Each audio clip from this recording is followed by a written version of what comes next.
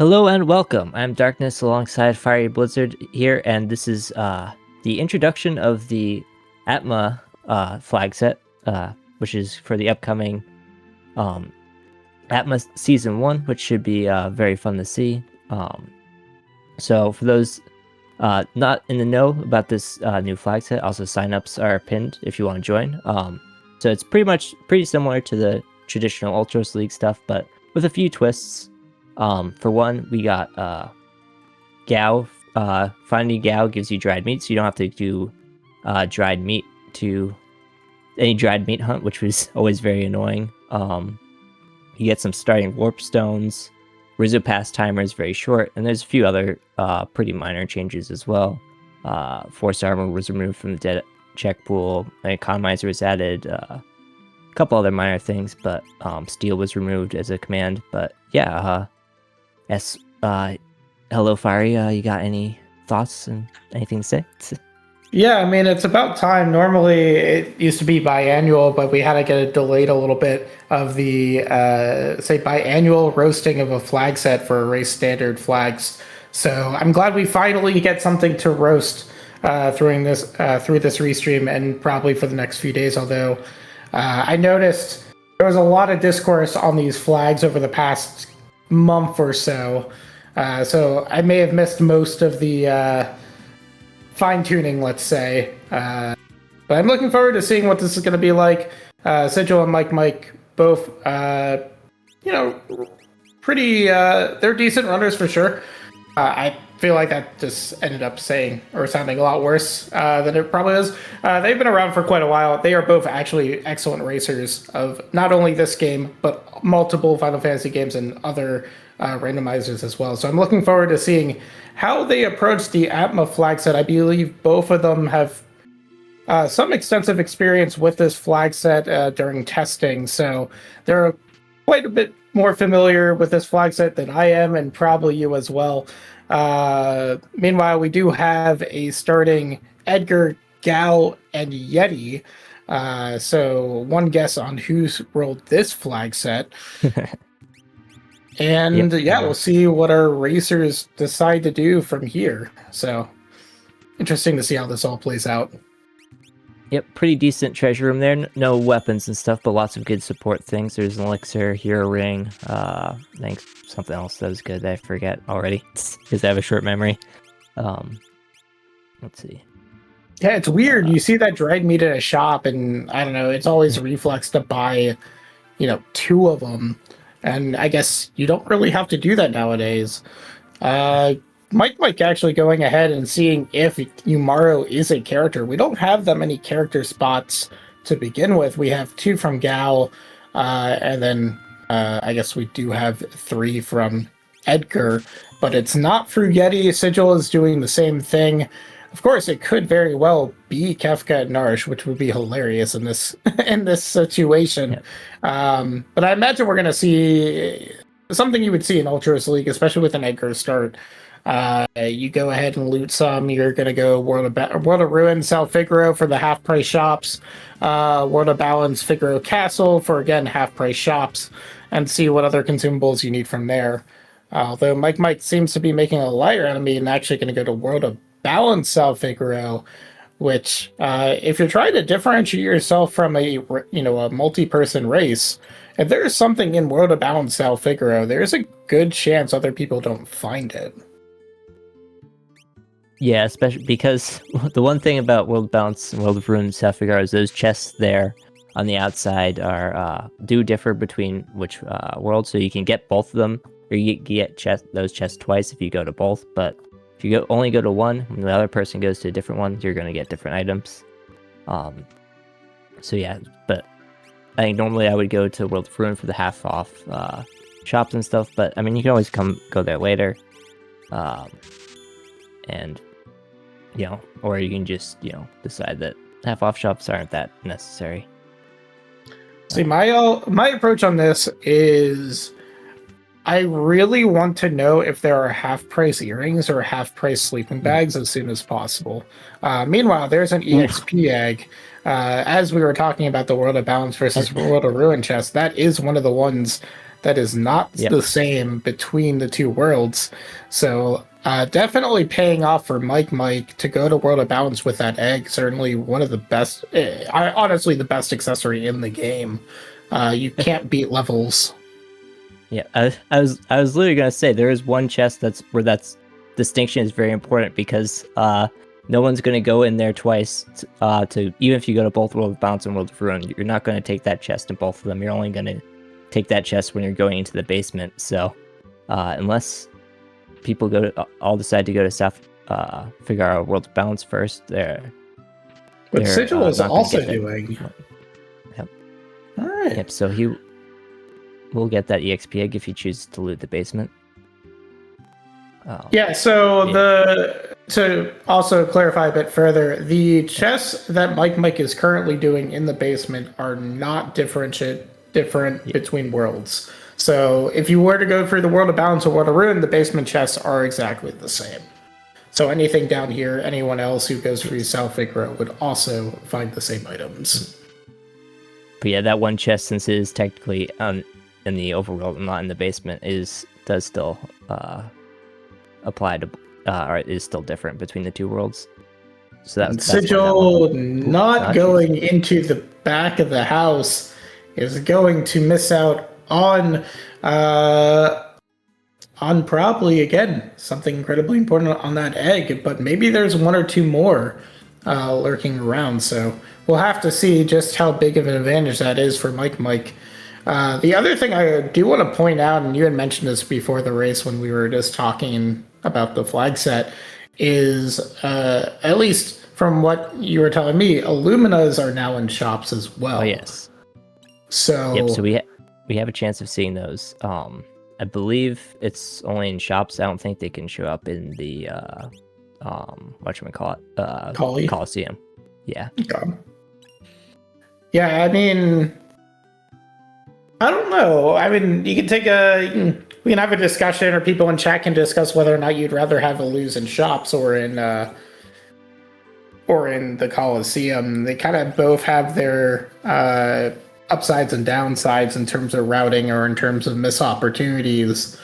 Illus are just one of those things with certain parties. It just will make things so much faster. Although Illus, up until probably level 19 or 20 or so, you're getting most of the value on the Illu on the proc, unless you have a gauntlet to two-hand it. But we will see what we find in shops. We'll see if anyone goes to the nice weapon shop in World of Ruin Miranda that is guaranteed to always have either a Ragnarok or an Illu. Don't hold me to that, but some people will agree with me on that statement. Yep, and we saw Sigil taking that chest there in the basement, and it was, instead of an EXP egg, he got one soft. So gonna be very disappointed when he finds out that could have had an egg if he just went down here in the World of Balance instead of when the economy collapsed and it became a soft instead. So we do see a Coliseum play with that starting Umaro. Antidotes for Minervas are pretty good. Yep. We did see the running shoes and the hero ring being put on Umaro. That should be should be good enough for this. It's interesting because I always feel like it's worth it to do your check the grind fights outside the Coliseum or outside South Figaro. If you're going to do a grind somewhere, you might as well do it before you take these fights, just to get a little bit faster. But I understand just going here immediately with the setup that Mike had. Yeah, we'll see where he goes off to next. Zen makes sense. Just see if there's anything good to buy there, and maybe Zen Thief, and see how much money he had. But he sold some pretty expensive stuff, so 40k. At least 40k for yeah. A lot of people do like Fenrir. It's one of the, let's say, 3 espers people really want to reseed. The ability to cast image, which is very broken. We normally only see it in, say, tier 3 of Final Kafka to evade calmness. But honestly, Image is so broken that if you have a character that isn't really doing anything, I forget what Gao's commands are, like, putting Fenrir up is not a bad thing at all. I think one of them was Sword Tech. I forget what the second one was, but there are some decent commands. I forget what Edgar's was. Yeah. Sword Tech and Control, according to Chad and Chat. That sounds Control is wonderful. I mean, I know there've been some discourse in the in Discord about whether or not Control should get removed in certain flag sets. Control is just so good on early fights. It essentially removes one enemy from the equation entirely, although Yumara sort of makes that a bit awkward. But the ability to essentially take an enemy that you may have difficulty or may be causing you difficulty and just say, don't do any actions, is really, really nice. Sigil going to get a nice 18k off by choosing to go and buy the stone in World of Balance. So we did see that the spells on the Esper weren't terribly great, but we do get a speed +1 on that. Which will certainly from level 3 make whatever character is living off that Esper, if you decide to have a character live off it, go real fast at the end of the game. That means in this case, Rage and Edgar, Wooly is nice. That's ice 3. And we get a first or second try. Yeah, second try. Second try belt, which I will take every time. Yeah. I'm not that lucky generally. 5/8 of a chance. You always want to try to do it early, because that way you only have to deal with Lobos instead of dealing with encounters that may not give you the check. Any back attack or pincer attack is not going to give you the check. And then certain other encounters. Yep. Yeah, there's a few, but yeah, it's weird. It's the game is well made, but yeah, there are certain encounters where you can't show up. Yeah, we got a mag power +1 on that Esper again. It didn't seem like the spells were really worth anything, but mag power +1 on Gao is certainly not a bad thing here. I mean, I guess you probably want to see if you can get a strength on that Gao just for Sword Tech 7. But we don't have that option, so, Sword Tech 6 can still do quite a bit of work on the later fights. And that way you're not dependent on either reaching level 44 or finding Cyan to get that Sword Tech unlock. Because I don't know, it feels like a lot of times when you're doing Worlds Collide, if you have the plan of, I'm going to get Sword Tech 7, if you don't have an egg, that is definitely not a guarantee on these types of flag sets, and it oftentimes makes you take extra fights and ultimately doesn't save you time. But Sword Tech 6 is always going to be available at your endgame if that party member stays in your party. Yep. Ooh, we're getting double ringed Yumara there, or Rage Ring plus Blizzard Orb Yumara. To see his full move set. You can chuck people and make ice cloud, whatever storm attack thing. Or that is life 2 on the show. Yeah, we did have we do have starting warp stones as well. So, if we run into a formation of enemies that has essentially ice absorb, you can just warp out rather than watching Yumaro cast Blizzard Orb 5 times in a row. Yeah. Although I would like to save the warp stones for or was it warp spell or No, I was talking about I think we only started with 2 warp stones, so yeah. I think you're looking for more anyways. Yeah. I mean, we don't have any character. Well, I guess Yumaro. You want to save at least one if you're doing Yumaro's check. And if you get Cyan or something, generally speaking, you want to have 2 to 3 at least for checks. But I mean, if it's a must dodge, then sometimes you run into like outsiders and you just gotta get the hell out as fast as possible. Yeah, I don't know if we found Revivifies for this one, but we do have the starting Phoenix Downs, I believe, so we could. Nope, okay, we do have a few. It might have been part of the starting stuff. I'm not sure. Yeah. The things you definitely don't want to find yourself in the end game without green cherries, softs, and Revivifies. Yep. Essentially, Mike did not go to the whatchamacallit, Edgar's check at all. Because I still wanted to have 2 espers. So yeah, my guess is that Mike is going to do this, and if this isn't a character, just go into World of Ruin and do all 3 of Edgar's checks at once. Which can work out. It's can also be pretty dangerous. We haven't talked about it. I believe that the scaling is the same as Ultras League, character Esper Dragon times 2. So we Glue giving us the confirmation.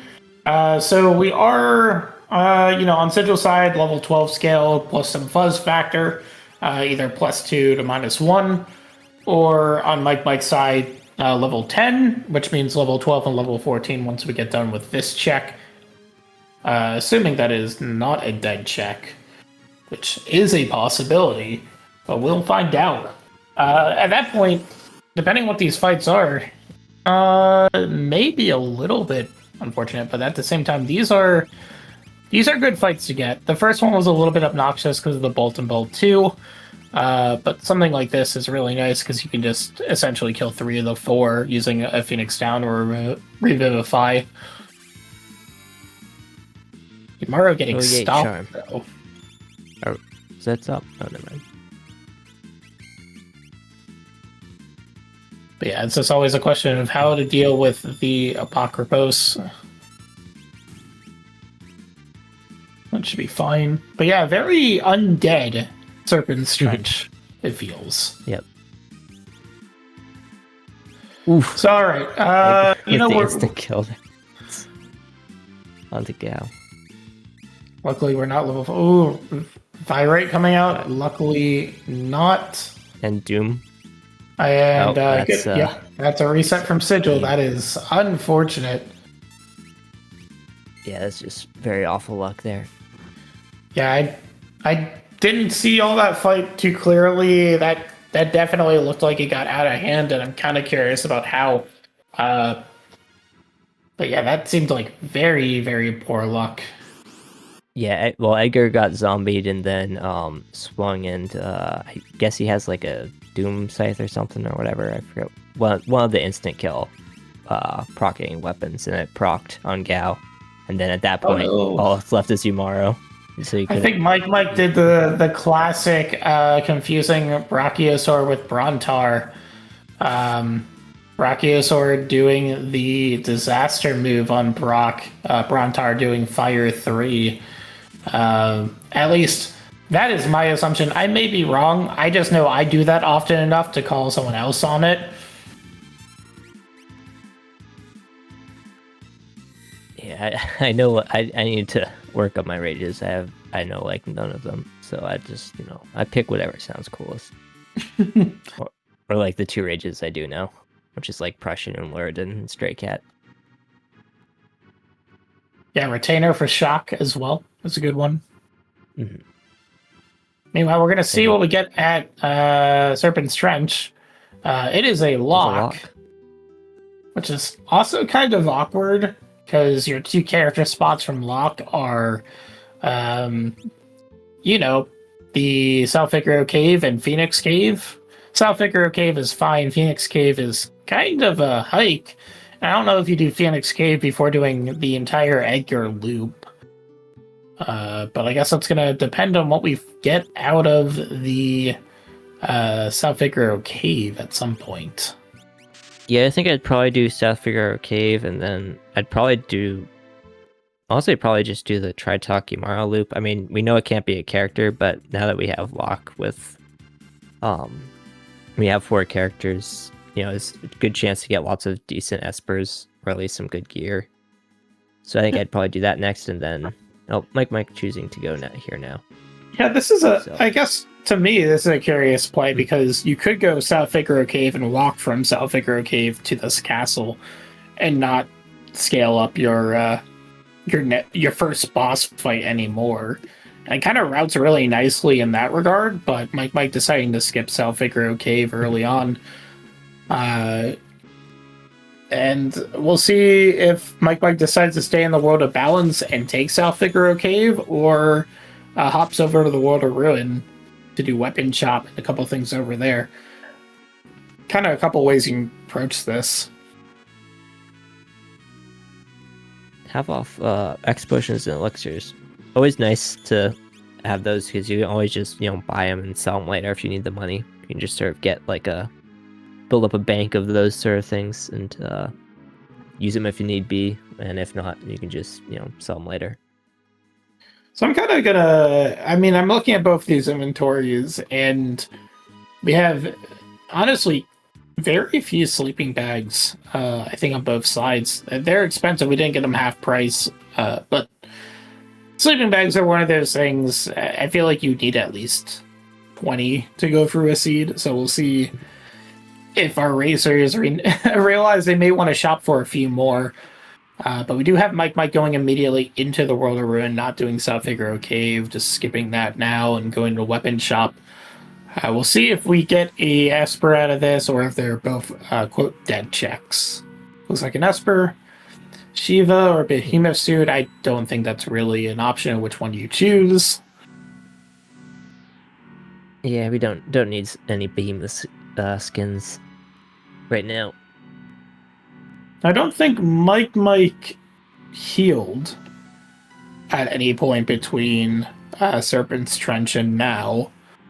So a bit curious also to not go into the beginners and to take the free heal pot there.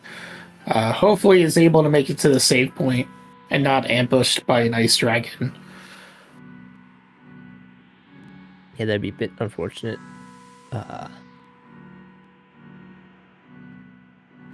No time to heal, just a race. Yep. Yep. The dragon was playing a little bit of a defense. Get it there. Level 18 at level 16 scaling. Murden. But we don't have Murden protection, but Cure 3 is nice at least. We're not really close to it. Well, we did see antidotes for Minervus. I don't know how many of the people could equip them. I'm not sure who. I don't think we saw that. I don't. If anyone could equip them. Meanwhile, I think we just got the egg transferred over to Gao. That's almost certainly a play for Sortec 7. That's gonna essentially guarantee the Sortec 7 on Gao at the end of the seed. Get the rare tent usage. A little bit slower than the sleeping bags, but still quick enough. I don't remember seeing a save. Hopefully that doesn't come to bite him. And I'm not going to say anything. We'll see how this Dirt Dragon plays out. It can be nasty, but I think he's a bit slow in terms of destroying you. It's not like Pearl Dragon, which can just open with 3 attacks and you can't do anything about it. Yeah, and also Edgar is floating, which is also really nice, true. Because I don't think Dirt Dragon right now is scaled high enough to use Quake. But if Dirt Dragon were, Quake would be very unfortunate, along with, this attack if it was AoE. Quad Stone is a very scary thing that no one ever wants to see. Yep. Meanwhile, Sigil is going to South Figaro Cave. We're going to see when that is happening, and I am sorry for speaking that into existence. Alright. Landslide luckily targeting Dirt Dragon through the Confuse, although I don't know if Edgar's actually... No, I think Edgar did not get confused. Although Gao did. quad bioed, and now we're Yeti, our hero, our savior, kill that dirt dragon. Yeti coming in clutch. Meanwhile, Funbaba here at South Figaro Cave, if someone knows bio over on Sigil's side, that's going to be really nice. And a Genji glove for our trebles, and Yeti got a bunch of levels. Yep, and we use the tent to wash out our eyes from that awful pixelated mess and get everyone back up.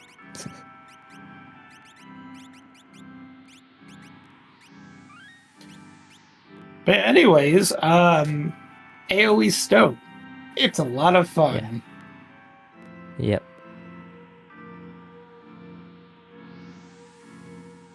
But yeah, I thought, I mean, we certainly have bio somewhere because we just saw Gao confuse his bio on everybody. Mm-hmm. But whether or not Sigil has a character that learned it is another question entirely. Meanwhile, we got Dullahan here. There is no steal command in the Atma series. You have capture, but not steal. So you're not going to hit the 1 in 16 chance of getting a Genji glove out of this if you wanted a second. Shoutouts to always getting X potions unless you have 5 Genji gloves already. Fun bugs with Final Fantasy VI. So much depth to the, insanity sometimes. Oh, nice pearl to the face on the lock there. Yep. And we'll know if we're getting close to Dullahan being killed here once we really see a mediocre healing move. There are other turns that it can use a healing move, but it's generally pretty obvious when you're in that last sort of phase. Always love to see the good ice rabbit. Or just a random cure 2.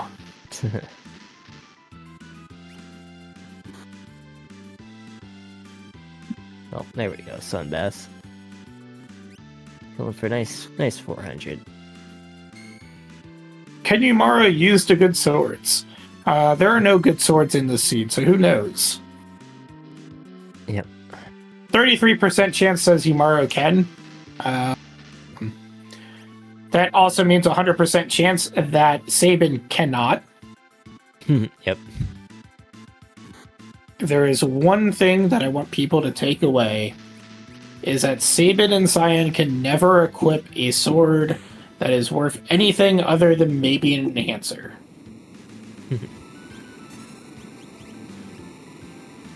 Anyways, Dullahan is down, Funbaba is down. We're going to see if this is an Esper or a dead check on Mike's side. Sigil gets a character, Esper, or an item.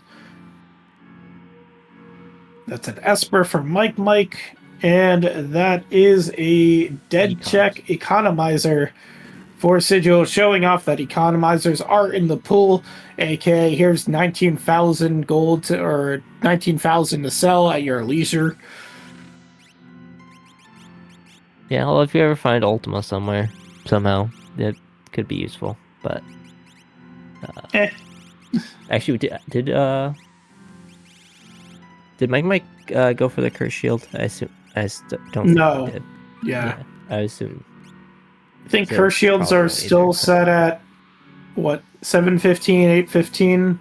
One of the two? Oh, right, yeah, because I'm thinking, like, Moogle Cup, where it can be as low as 2. But yeah, if it's, like, minimum 7, then it's probably not worth it. And then we're going to see... We know this isn't a character, so we'll see if there's an Esper here or an item based on the text. If it does say remove the item from the carving, then we know it's an item. We'll see if Mike decides to just skip without doing the boss. If it glows like that, it's an Esper. We're certainly going to see the boss. Sigil choosing to take the curse shield. Thought about it for a second, then decided to double back and go take it. And now we'll join Mike up here in Yeti Cave.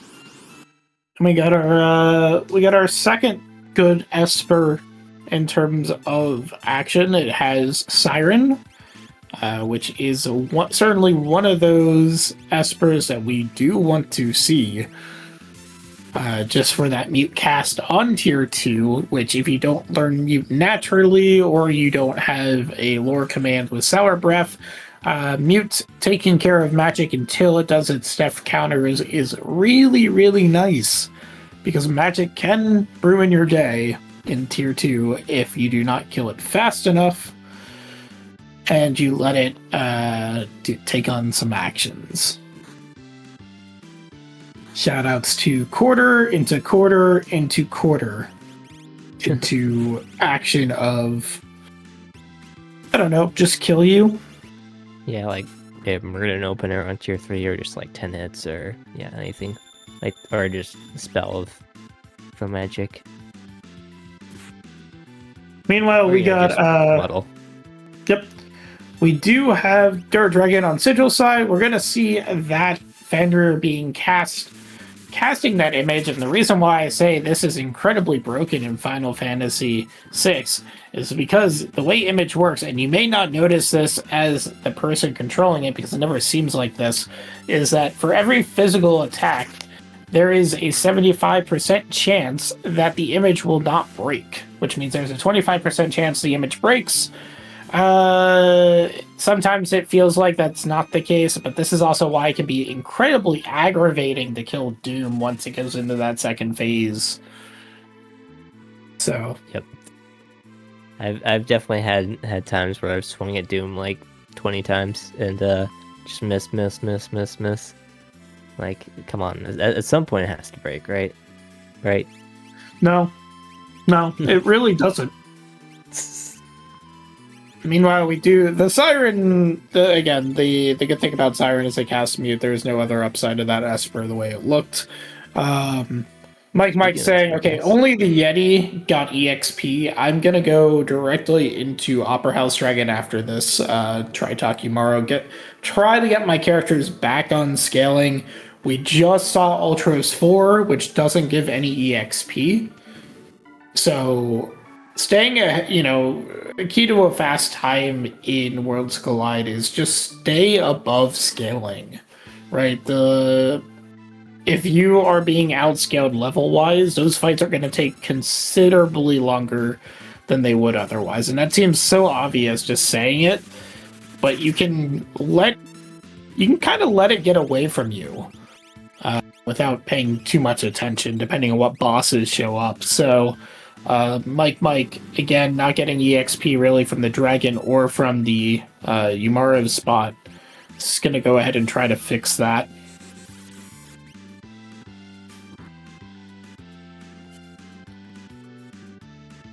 That Edgar is again, no? Yeah, that Edgar's not having a good day. Nope. Nope, it's gonna get knocked down again. But we'll bring him back up again. So we should talk a little bit about the Atma series that is going on. So it's been pinned in the chat, the Atma series sign up. It's going directly through the Worlds Collide website for now, or will, as today. You have until June 13th to sign up for the Atma series. And the way it's going to work, you can read the rules and info on there. It is going to take, it's going to take quite a bit from the Ultras League placements from people who were playing Ultras League in the past couple of seasons. So, you won't be faced off with Mega Elixirs if you're a new player. Obviously, new players are encouraged to not only sign up for the Atma series, but also the Moogle Cup, which runs whenever they get enough people to fill out a tournament, which I believe is 16 people. I do not know how many are currently signed up, but I'm sure somebody in chat will be able to say that. But it's a lot of fun. It runs weekly. It's a weekly async league, and I assume that's probably the case here. So if you want an excuse to play Worlds Collide, Ultras League was that for many people. Atma series is looking to be the same thing, just with a little bit difference in how it runs in terms of the point system and so on. So make sure to read the rules doc. That is also through that link that is currently pinned in chat. And yeah, looking forward to getting that. Of course, a big thank you to Glue for setting that up, and I feel like I have to also say thank you to Double Down for all the seasons of Ultras League yet again. We had the Ultras League Swan Song a few, maybe a couple months ago, maybe not quite that long. Definitely looking to take advantage of what Double Down put together and to iterate that in some fashion. So really looking forward to seeing how that tunes out in the middle of June.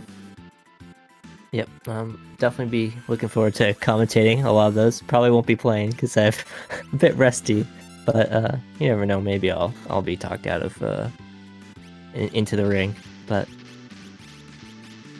the retirement home is so fun. Yeah, it's much easier to talk about what people should do than actually have to do it myself. That's like so much effort, and like that's way above my pay grade. Yeah, I don't know why either of these racers aren't going to where the characters obviously are. Yeah. But yeah, we do see the bio coming out from Gao here, and we can see just, how good bio is against Fumbaba. Fumbaba being one of the two bosses that are weak to bio. Or there may be 3 or 4, actually. Number 24, I think, is as well.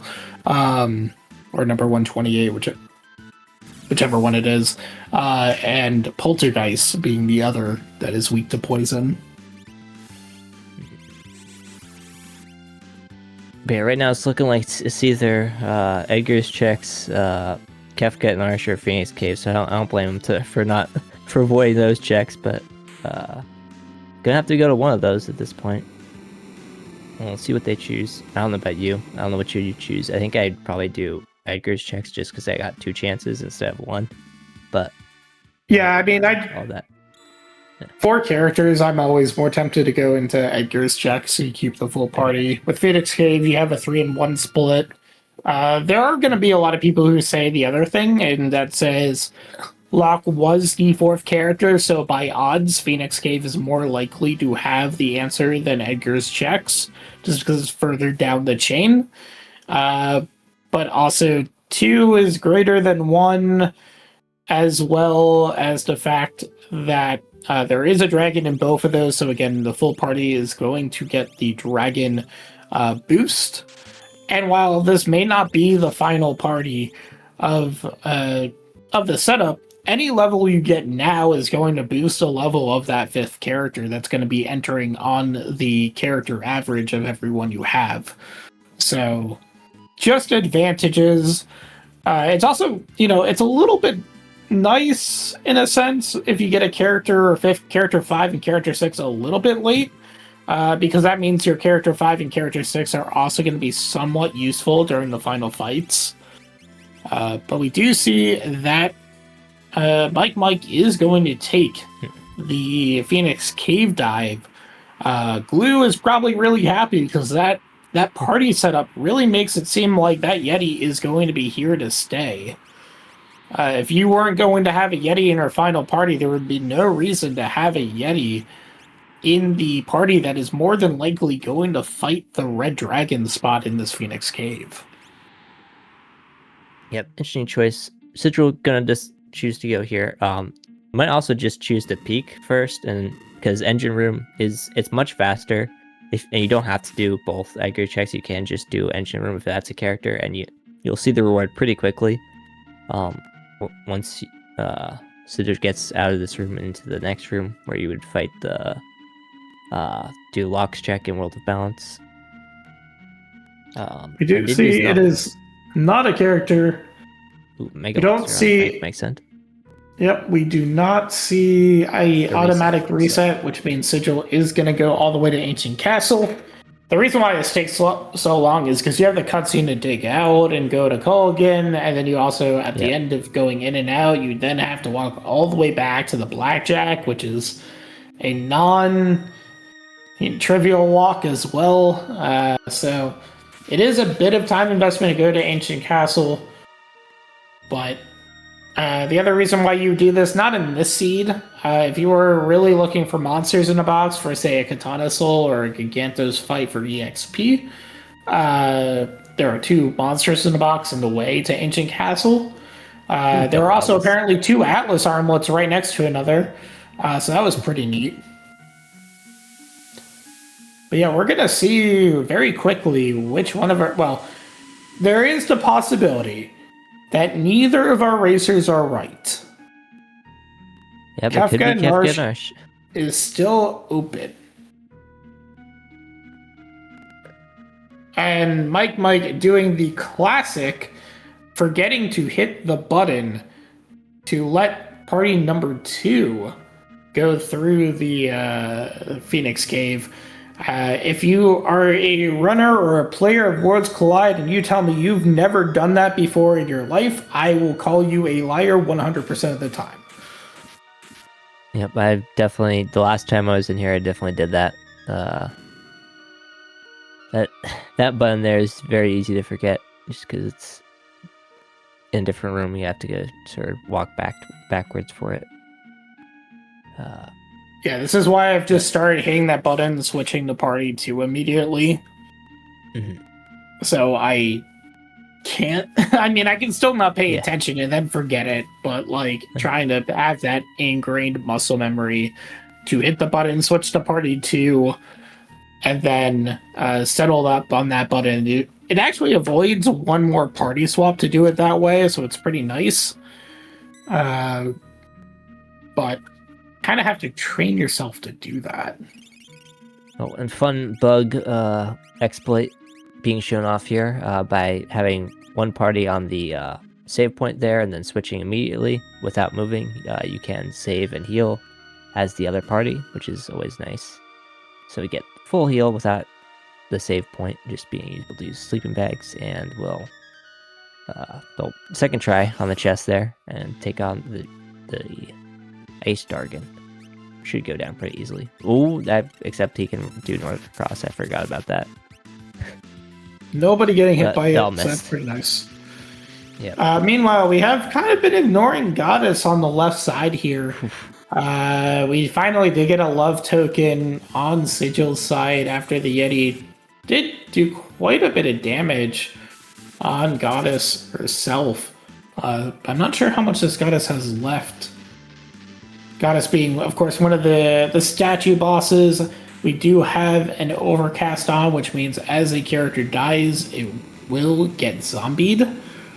We do luckily still have Revivifies to prevent that from happening. And we have Red Dragon down on Mike's side, and that's going to give us a Dragon Horn, which, you know, if you find Dragon Boots, if that Edgar has been sitting on that Speed +1 Esper since the beginning, Edgar can certainly make a pretty good Dragoon. Being able to equip those high-tier spears guaranteed. It's certainly not a bad play if you're sort of forced into that build, or if you just like things jumping. Yep, it can be difficult to get all the key components for a nice Dragoon build, but when you do, it's definitely pretty potent. Meanwhile, not a character at Phoenix Cave, so either this ancient castle that we're going to see from Sigil's side in the next couple minutes is the character, or it's Kefka and Narsh.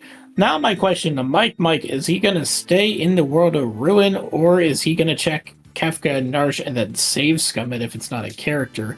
It looks like that's going to be the play from Mike saying, I faded Ancient Castle and Engine Room. I am going to commit to that, and I'm going to check Kefka and Narsh. And if it happens to be Ancient Castle or Engine Room, well, so be it. Nope, I was about to say we could see Sigil choose to leave, but actually I'm just gonna have to do some shopping first before, since it's up now. Be different shops. I assume this is for sleeping bags. Yeah. Yep, and there they are. Half-price sleeping bags. More They were there. They were just in the world of ruin.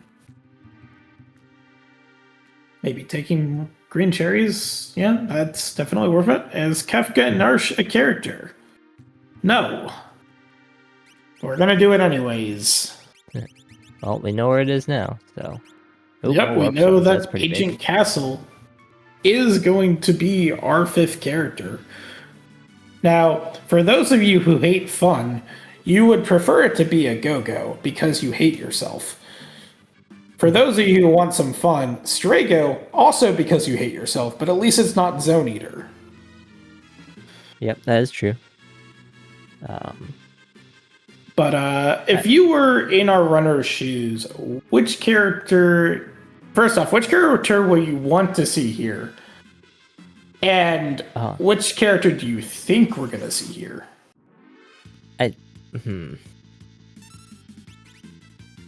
That's tough.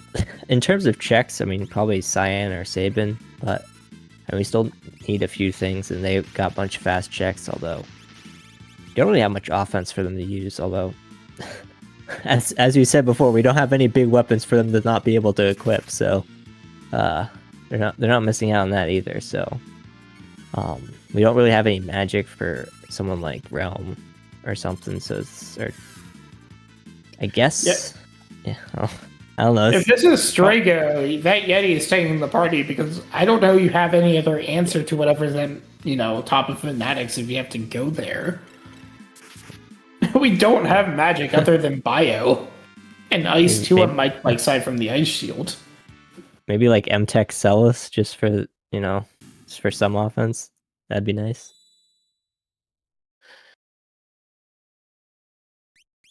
Yeah, we're about to find out. It's always a question of whether or not... And there's Sabin. So that's interesting. Sabin, by far the most dense in terms of possible character spots. Terra also being equally as dense. But every Sabin check does have a chance to be a character. So choose correctly, because it is only character 5, and you need to find character 6. Yep. I was going to say... Sabin's checks are all very fast. So... shouldn't be too bad. You can peek Phantom Train. And there's an Excal in that Yeti that's going to keep on healing Pearl Dragon. There's that Ultima on Shiva. We have Imperial Camp, which is going to go ahead and give you 4 more grind fights, and you'll see the character after the first fight. You have Baron Falls, which you don't see anything, but it fully heals you, and honestly, there's nothing really that happens there. It's a really quick check. You have Collapsing House, which you'll see if it's a character immediately in Zen, if the character is holding up that house. And then you have the longest of Sabin's checks, which is the Mount Colt, which is honestly still pretty fast. It's a bit of walking, but it's not that bad. Yeah, I think technically Phantom Train's the longest, I'm pretty sure. It's just that because it's peekable, you can get out of it pretty easily. But yeah. So I'd probably save Phantom Train for last, since we still need characters and espers, so probably just do all the others, and then if we get our 6th character, then maybe I would move Phantom Train up a bit in the pecking order. Prioritize that a bit more. So to me, there's always an interesting thing when you get Sabin at this point of a seed, and it's do you go to Imperial Camp? And to me, like, it's generally the later you find Sabin, the more of a losing proposition it is. That being said, it's interesting with with Edgar having the Rage command, which I guess maybe we should bring up for people who are tuning in and, new to Worlds Collide. So Edgar does have the Rage command. The way that the equip pools work is that you take the vanilla equip pool, and that's always going to be available with one giant caveat. And then you add a 33% chance for any weapon for that character to be able to equip. That's how this flag set is designed. So something like Sabin would have a 33% chance to wield an Alu or a Ragnarok or something like that. The giant caveat is that if a character has a Rage command, they will not be able to equip the Atma weapon, except for Go-Go, but that's just kind of bugged.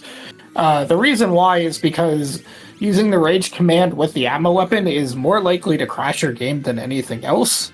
So it's just completely disabled. What that means is that if we do find an Atma weapon as a dead check or through a dragon, then Edgar is certainly not going to be able to equip it. So something to keep in mind. We're seeing a Coliseum play in Sigil's end. Nothing good doesn't look like, unfortunately. Yeah, that's also why in vanilla, if you the merit award will not give you the ability to equip the Atma weapon in the US version, because yeah, they found the bug enough to prevent that from being a thing.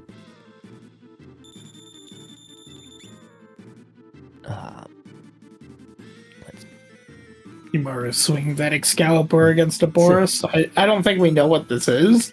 I think this is a shot in the dark, but also Yumara was swinging in the dark and just kept on missing. So that's the end of that. This Edgar really just is not having a good day. Nope. That's what leather clothes does to a fighter. Yeah, we are going to get that collapsing house. If only we had 2 4-stars instead of 2 economizers. If only. Yeah. You know, if we were learning Ultima, this and the dragon. Ooh, and there's a Terra holding up the house. Sorry. Is there? Look, I hate late sealed cave. Like, I think it's just a long walk, especially given the other checks we have.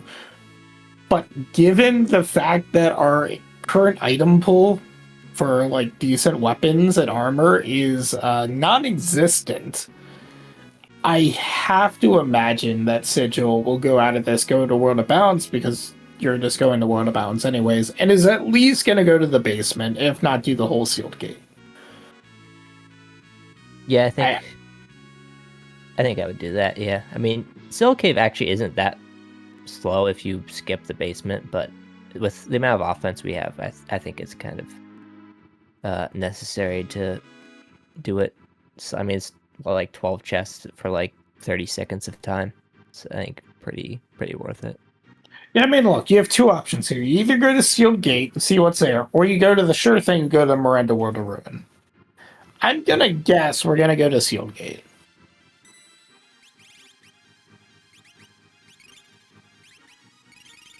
Yeah, I think that's where I'd go to, especially since, I mean, we still need 3 Espers, so we're gonna have to, like, I mean, yeah, Peekable checks would be nice, but you don't have that many of them, so relying on all of those to be... yep, and we're switching the World of Balance, so... Jazer, to be completely fair to your comment as well, I think no looting Sealed Cave is... not regarding the walk backwards, feels like it's about the same amount of time. So, you know, that statement seems true either way, whether or not you're talking about Final Fantasy IV or Final Fantasy VI. Fixed dice. Okay, can anyone equip that? Behemoth suit isn't bad as armor, given that we have just leather clothes. So, yeah, second one too. Now we have Terra. So about Dragoons, there is one situation that I think Fixed Dice is an actual endgame build, and that is a jump build, because you do get the bonus damage from jump using Fixed Dice. So even if it always rolls a 1-1-2 on you, at least it's still doing some appreciable damage. Yep. Yeah, Fixed Dice is very weird. We do have a Genji glove. This is actually a situation where my patented strat of dual wield jump is theoretically, although we don't have a natural jumper, unfortunately, but if only. It's almost a situation where it's actually a viable strat, because weird bug with jumping and stuff. If you dual wield jump, you only attack with one weapon, it just picks randomly. But if one of the weapons happens to be a spear and the other one is not a spear, normally the non-spear only gets 50% bonus instead of 100% bonus. But by dual wielding both one spear with the non-spear gets a 100% bonus, even if it picks the non-spear as the weapon to attack with. So you do get a slight damage increase by putting a fixed dice with like a Pro Lance or whatever. But it is using a Genji glove, a Pro Lance, and a fixed dice and a Dragon Horn for like a 5% damage increase when you could probably just use Pro Lance and Dragon Horn. Or fixed dice and Dragon Horn. We have some comments in chat about rage as well and morph, and those are, I don't know if we have any of the rages in which that would increase damage more than, say, like the 1.5 time multiplier, which you almost always have one of them. So, yeah. Meanwhile, there is one behemoth suit. How about a second behemoth suit to go along with that third behemoth suit that we know is that behind the Terra check? Well, so if we wanted 3 behemoth suits, we have them. Ooh, and a cat hood I picked up somewhere. But, you know, we were talking, or I had brought up before we went live on comms about how Worlds Collide seems to just choose its favorite item in the dead check reward and like to spam that. I have seen nothing that has told me... Yeah, I don't know what Sigil is doing, to be honest. But, yeah, I mean, that's 3 behemoth suits. I mean, granted, one of them was in a treasure chest, but 2 of them from dead checks. I'm pretty sure our racers would really prefer, you know, anything that's a stick.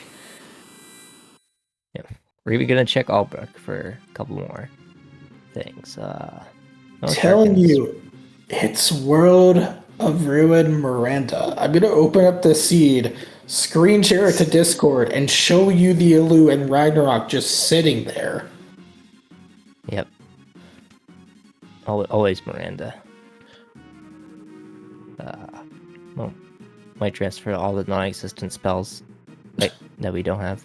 Yeah, this is, you know, there's a War of the Matter War Triad. Flagset Guardian, which removes all the good black spells, all the good time spells, all the good white spells. I'm not convinced that Glue didn't secretly add that to the pool, although we've seen both Ultima and Merlin, so I guess that theory goes out the window. But you know, we don't have our classic Ice 3, Fire 3, Bolt 3. We don't have any of those. So I don't think we've even seen Tier 2 Magic outside of being able to learn it through shields. Yeah, I don't think so either. So it's fine. We'll figure it out. It goes along with those economizers we have. Well, we're looking at who can equip the Sky Render. We're really... Sabin can't equip the fixed dice. The only one, somehow. Go find Dragon Boots Sabins now in your party. That's your best damage by like a factor of 3. We do have Sigil. Is going on. Looks like gonna do a well check into probably Kefka and Arch. I guess I shouldn't assume that Kefka and Arch is gonna follow Welk. It's just kind of likely. Ultima plus Econ is a thing. That is true. So is a timer. But yeah, if that's your best DPS, well, one, you don't have any DPS and you're in a pretty poor position. But yeah, that may be the case in this seed right now. Yeah. Well, Sigil doesn't have Ultima, and Mike sold the Econ, so sadly we're no go on either of those. It's a good time to use Wooly, so we are not going to see Ice 3 being procced, because why would we? Mike, unlike Sigil, just choosing to run straight through. I didn't see if I assume they went through the whatchamacallit? I don't remember. Basement treasure room. Yeah, basement treasure room. I assume so. Oh, there is an Ice 3 being used. Ooh. Congratulations, you've hit a weakness for 7,300. Your magic power is making Cyan look functional. And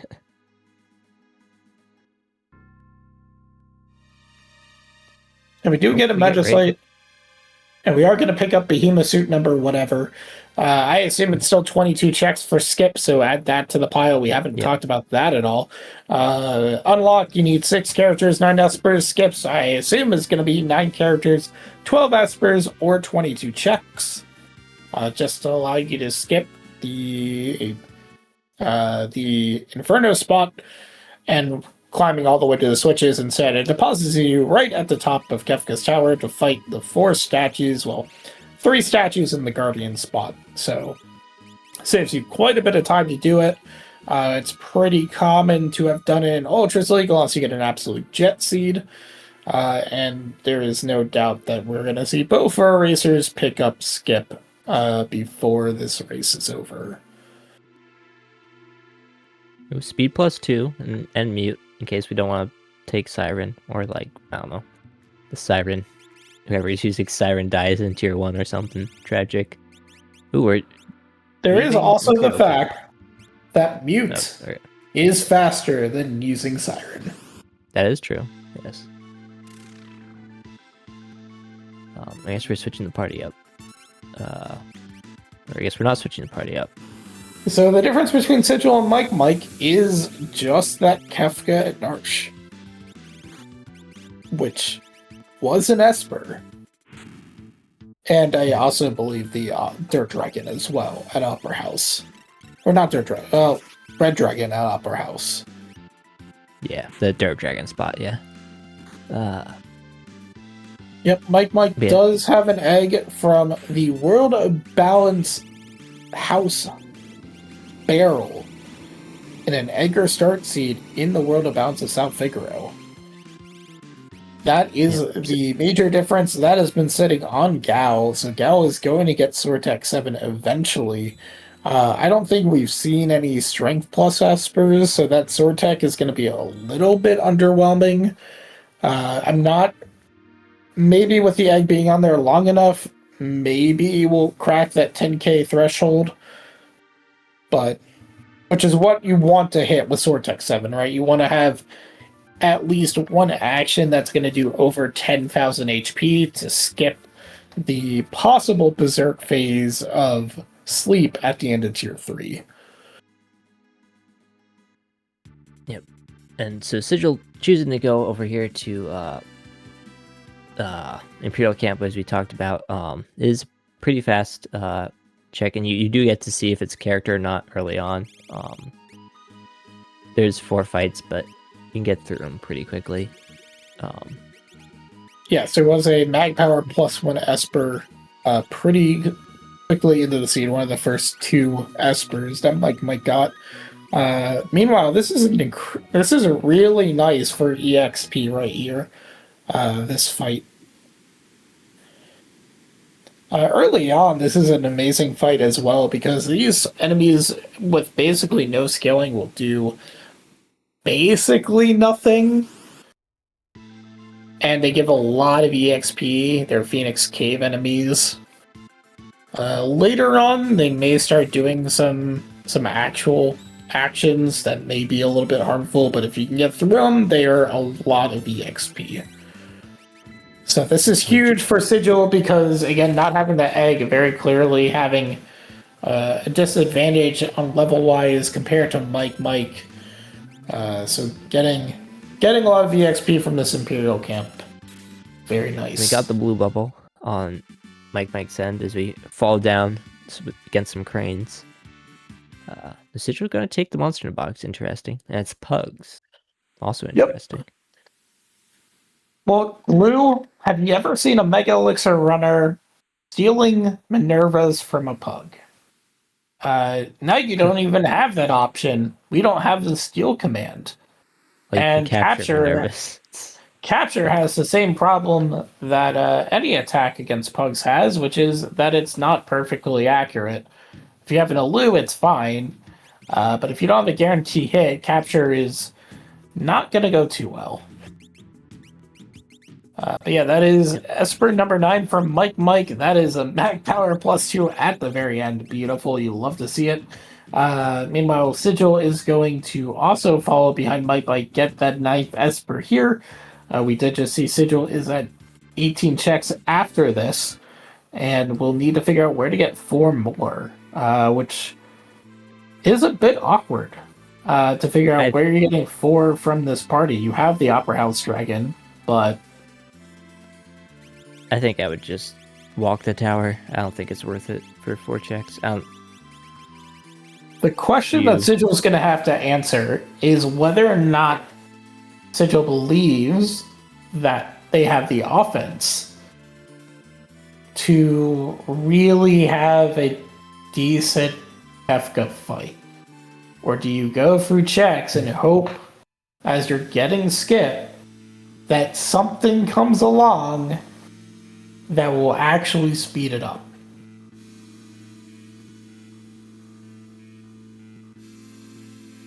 Mike, on the other hand, having done Kefka and Arch and Opera House Dragon, must have been sitting at, I guess, 20. Is going to do the Atma, the Toilet Atma, and the Gold Dragon spot for 22, and to get skipped that way.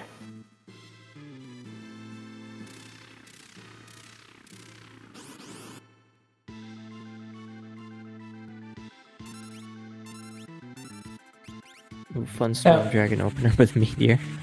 Now, if you're Sigil and you wanted to be really, really silly, one of the things that you could do is climb up Fnatic's tower, because and get 2 checks there. Yeah. And it you is get a check. one from chest at the top. Yep. Get the White Dragon is a check, and you get the opening the chest at the top is a check. That will put you at 20, and then you can clear center tower and get 22 that way. I don't think I've ever seen that, but it is an option. It is an option. So is sitting in an auction house for like 5 hours. That's also an option. But yes, it is. Opera House. Get fixed dice. Okay, Mike was at 21 then before that. Blue, I was not incorrect, right? Skip is still 22 checks. All right. Blue says we are correct, so I don't know if you can hear, or the people in stream can hear Glue, but Glue says they cannot, so yeah. Glue tells us that it is 22 checks, so Mike was at 22. Don't wonder which other one, because obviously Kefka and Arch, but he didn't do, I guess, the 2 dragons. Well, yeah, it's the 2 extra dragons basically are the 2 checks, but Sigil's at 18. Yeah. This will get to 19. Yeah. So I'm still missing one. Yeah, didn't do Kefka and Arch, but did do Imperial Camp, so those cancel out. So I don't know which one is missing. Can't think of it. Oh, Phoenix Cave, right? Oh yeah. Look, no one does Phoenix Cave. Yeah. So. Possibly. We know that Ultima was on an Esper. It was the Kefka and Arch Esper. I'm pretty sure. Okay. It was Ramu. I believe Doom was on it as well. We have Raiden anyway, although Doom's still nice since we cannot use Espers multiple times. So if if Raiden misses, or if for Final Kefka you'll only be able to kill one of the 2 instant death vulnerable enemies if with just Raiden. Oh hey, and Vanilla Doom.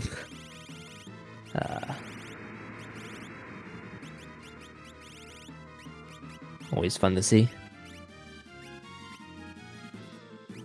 Don't worry, the Yeti's got this. Yeah, until the image comes up. Well, I guess tackle. The Yeti got it during the Dirt Dragon fight. That would have been catastrophic if Mike had white.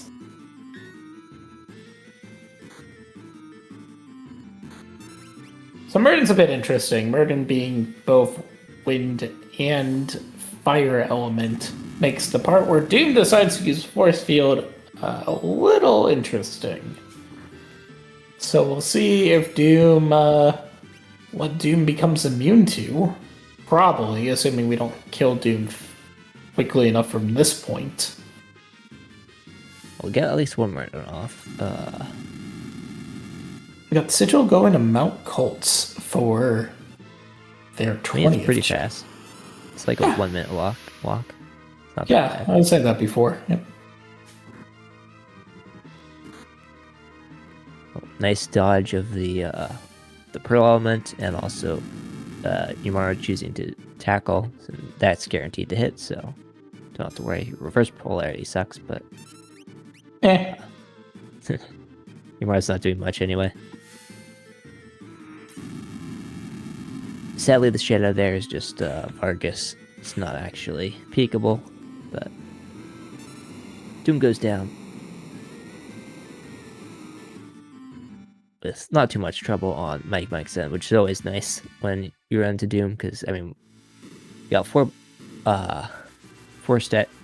bosses here, and we haven't run into any of the big five yet until that of the 3 statues, Magi and Doomgaze. So always scared of potentially running into those with, especially when you have no idea what your party,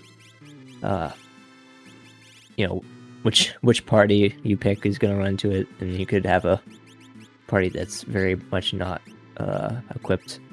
I've definitely had like a Yamaru and like Genji Illumina where I run into Goddess, because of course that was the one party that happened to be on the side that Goddess was on. Couldn't be the side with Ultima. We don't have a Blitz user, and so unfortunately, that does mean that Sigil's going to have to restart the seed. Yeah. Wait. Now, I don't know why Glue added that to the rules document in white text, but it's there.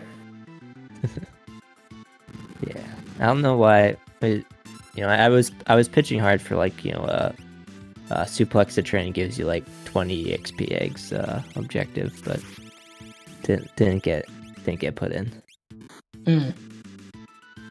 I mean, was it not put in because it's hard to identify objective giving you 20 of an item? Well, I think you just have to duplicate the objective, right? 20 times, yeah. So we got the slots for it. Yeah, I mean, objective F through Z, that's fine. Yeah. Anyways, we're gonna have Sigil now go through the center tower and get his skip.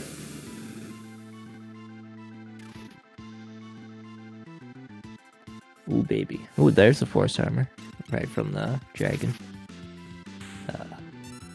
Well, that's the fun part. There are no rules. The rules are subject to change.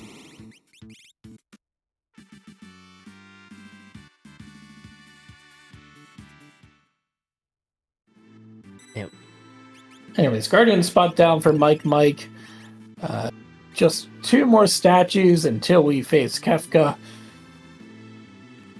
Let's see if we get another vanilla statue. Here at the Pulte nice spot. Money here. That will not be very useful. Oh, Haydens. Haydenites. Good news, Sortex 6 is really nice. Yep. Should deal with the Haydenites pretty quickly. But now I've confused Claw comes out first. Oh, yeah, God. The other caveat here is that once all the Haydenites are dead, Haydun can do some pretty nasty attacks. Depending on the level, you could have seen Ultima come out. Thankfully, just Meteor, though that is single target, still not doing all that much damage. Terra, I don't know what Terra was doing, honestly. Terra's not helping much on Hayden's end, I mean. Terra's not really doing anything. Yeah. Definitely Meanwhile, we have Inferno at the Atma spot. I remember when I was learning Worlds Collide or Final Fantasy VI and thinking that Inferno would be weak to ice. No, Inferno's a machine. It's weak to lightning despite using it constantly. Also, as I have not learned like multiple times, it does absorb fire. So don't use fire attacks on it. Good news is if you have Steel or Capture, the arms and the body all have elemental shields as your steel pool. Of course, you actually have to successfully steal from Inferno, and even though you do have a much better chance of stealing an item than you would in vanilla, it's still you're trying to steal something that you actually want. So, good luck. Yeah, no guaranteed steal, sadly. I'll pitch for it more, but I'll lobby for it. But doesn't seem like it's gonna happen. Oh, and we got Baby Inferno here, at the goddess spot. Can't steal anything useful there. Nope. Baby Inferno is it's not weak to anything. Yep. I think I'm pretty sure. Yep, absorbs ice. Not really weak to anything, so, but also weak to having an HP pool, so we're good either way. We're going lefty sword there on Loxen by accident, but don't think of that. Which character do you think is left-handed in Final Fantasy VI?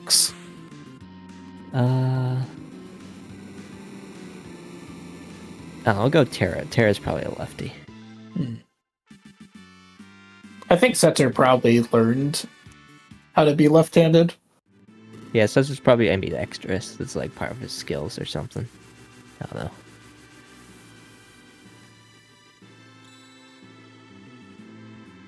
I can see Realm. Yeah, Realm. Although I think we actually... Being artist. No, we do see Realm, I believe, using her right hand when she's painting. Yeah, she sketches with her. Yeah. So I think we actually do see that Realm is right-handed in-game. Granted, the way that all the characters' sprite work out is that they're all right-handed, but, Yumaro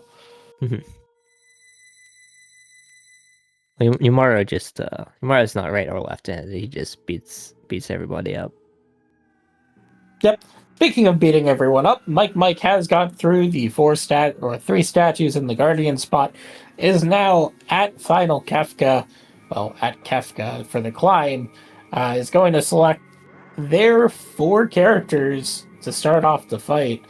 It's going to have to go for the entire gauntlet. We do normally play a pool in chat of guess how long from the first bell to the final hit of Final Kefka is this going to take. I would wager on the longer side because our offense is Blue Bubble, which is generally pretty slow. So there we go, 116-17. We do thankfully have Doom to take out Long Arm immediately if it does hit. We do have Sortex 6 that is doing really well. Again, having that mag power Esper the entire time. Very much coming into play. Really nice for tiers 1 and 2 for sure. And I guess we did get Merton strats online because we are casting it, so... yeah, we did get a Minerva, a Flame Shield, a Nice Shield, and at least one other Rage Ring, I think. Rage Ring, yeah. So that is 2 Absorbing of Fire, 1 Nullification. Yep. And, 2 Nullifications. 2, yeah. Yeah, the only problem is if you're using AoE, you do have to be cognizant of the order in which you kill the parts of Kefka. So in tier 1, you absolutely want to make sure that short arm, that arm on the right, is going to be your last part standing, because otherwise you're going to get a fun death counter. The head will cast Quake as its death counter, which will do probably about 2,000 damage to each character, if not a little bit more. That long arm, which we doomed, would do 1 to 3 vacuum waves, and that short arm does punch as a counter, but it's not a death counter, it's not special. Meanwhile, we do have that Gao going down. That is rather significant, I would say, for Mike. That gal was contributing a lot of damage with that Sword Tech 6. In Tier 2 in particular, that was probably doing about 38,000, or sorry, 32,000 total. So definitely a significant loss. We are going to see those Murden strats coming out. That lock is basically just dead weight, I would have to imagine. I'm not even sure if that lock gets an action, because I imagine Murden is just going to kill lock. Or no, has an ice shield. No, it's Terra. Terra was the new character. Oh, Terra was the new character. Okay. Yeah.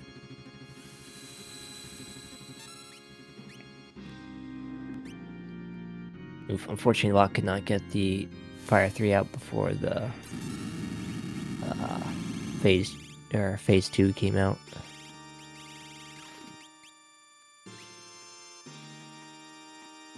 Terra jumping doing some damage. Terra definitely gonna get killed. Although I think we had an ice shield in reserve if you want to put it on Terra. But we do have the mute spell, at least on Edgar's list. I am surprised that we're not going to do anything with that, because we're pretty well set up to eat more than 1 quarter counter other than the death counter. So we'll see what magic does at the end here. Keep an eye out to see if we start eating multiple quarters. Yeah, although we saw the fire, which is good because it yeah, the other alternative to fire is muddle, and you don't want to see muddle come out. So just using damaging, trying to get through this as fast as possible with damage, which I get, but I think I'd probably yeah, like, well, I guess that was probably starting life 3, so it probably couldn't have muted in time, but yeah, luckily, other than that North Cross being the absolute worst outcome, I was going to say that Magic casts Life 3 on not Magic. Magic casting Life 3 on Magic gets you the death counter and revives Magic, so it really is awful. Luckily, Tier 2 helping us out after that North Cross casting Flare Star, which, and then you know, making things worse by then casting Doom Tusk. Ooh, but the reflected flare from I think that was from Locke there. I'm pretty sure.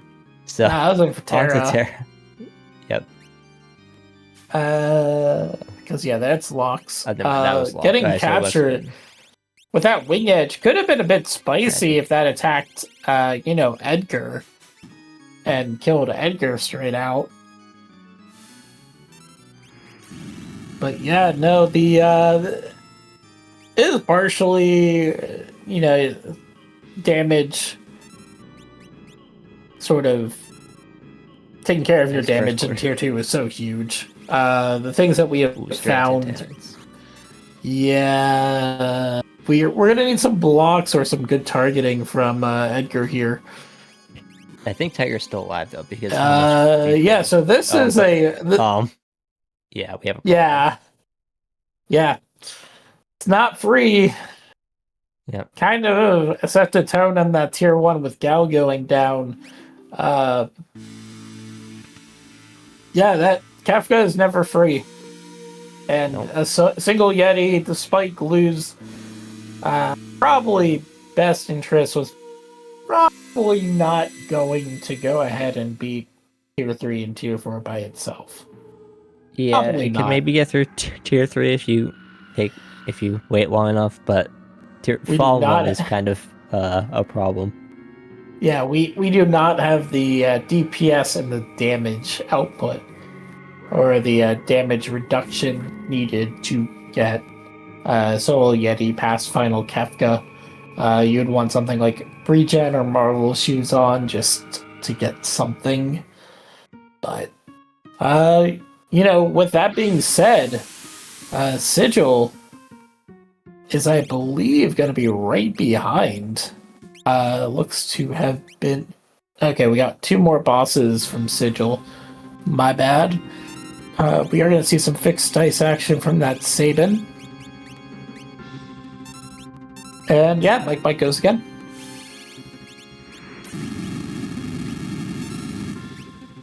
So for better luck.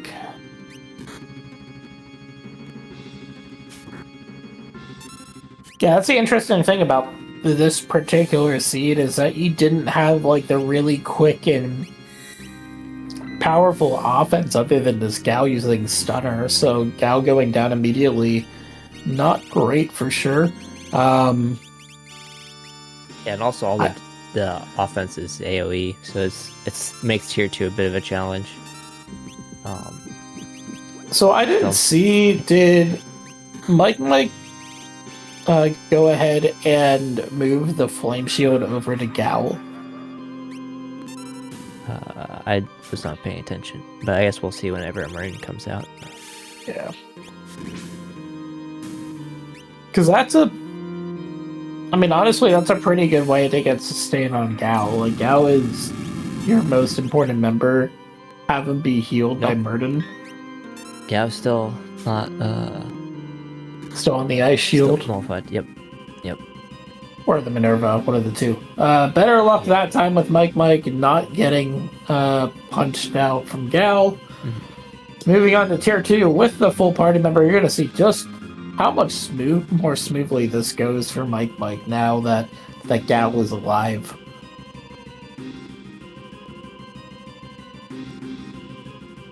Meanwhile, one final boss for Sigil.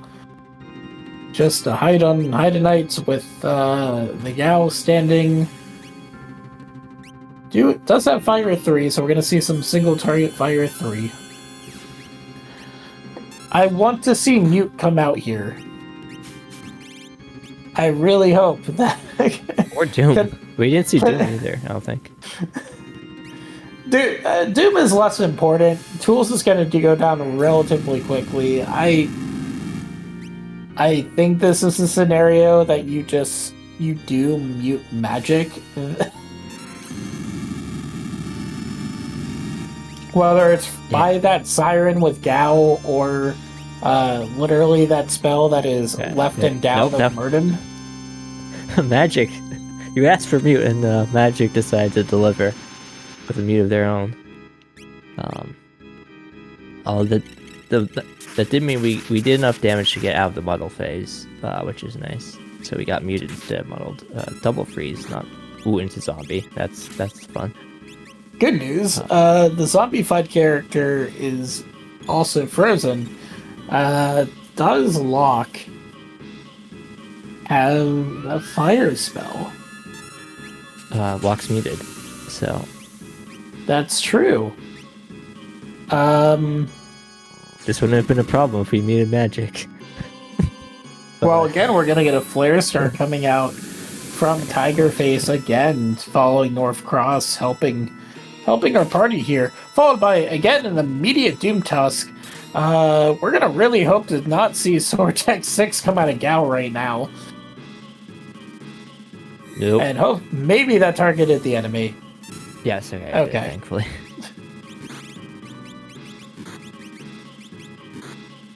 Good news, being zombied means that whatever damage you take from hit does not matter, because you can't subtract from 0, so you're just as really a meat shield.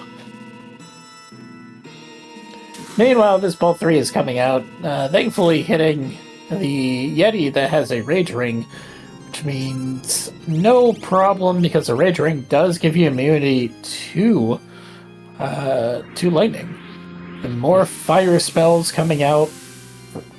Good old Southern Cross. More healing into another Doom Tusk. Oof. And there was a Murden coming out, so it doesn't matter. And yeah, this is the problem with not muting Magic. You have now every single hit you have a chance to get quartered. Well, maybe the cure got Tiger out of Doom Tusk range. I don't know, but Dispel. So we're getting close. I don't think that was quite yet a death. I don't think that was death on Magic. I do not have sound. We get more Flare Star. Flare Star is fine. We're not going to die to Flare Star because we have Murder Protection.